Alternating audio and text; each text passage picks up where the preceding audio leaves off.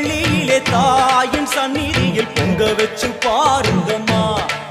அம்மா பூங்கரகம் தூக்கி வந்து வேப்பிலையில் ஆடை கட்டி முளப்பாரி ஏந்துங்கம்மா.